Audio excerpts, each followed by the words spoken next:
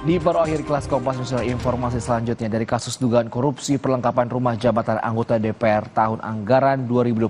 KPK telah menetapkan 7 tersangka termasuk Sekjen DPR Indra Iskandar.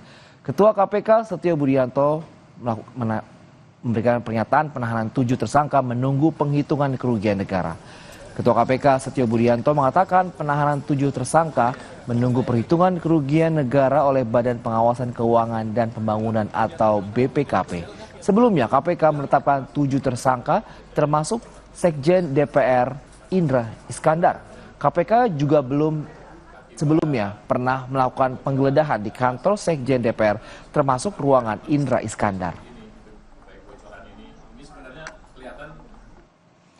Lewat keterangan tertulisnya kepada wartawan, Setio Budianto mengatakan tersangka belum ditahan, masih menunggu perhitungan kerugian keuangan negara oleh BPKP. Untuk tersangka 7 orang yaitu Indra Iskandar dan kawan-kawan.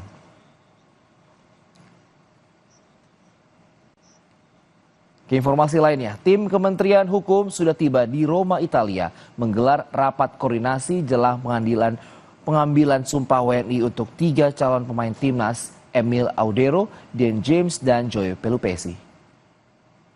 Tim Kementerian Hukum bersama dengan staf Kedutaan Besar Italia sudah tiba di Roma. Tim Kementerian Hukum yang dipimpin Sekjen Menkum Niko Afinta menggelar rapat koordinasi jelang pengambilan sumpah 3 calon pemain timnas sebagai warga negara Indonesia.